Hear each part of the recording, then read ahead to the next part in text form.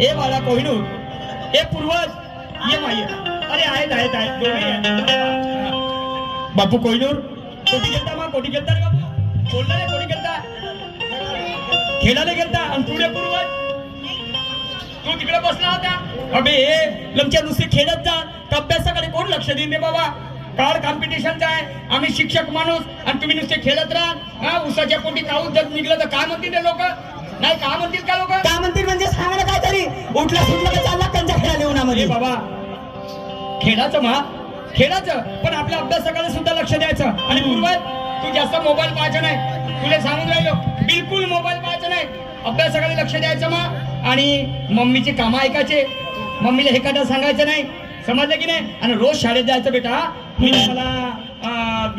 तिकडून जेव्हा येईन ना ड्युटीवरून मग तुमच्यासाठी त्यासाठी का नाही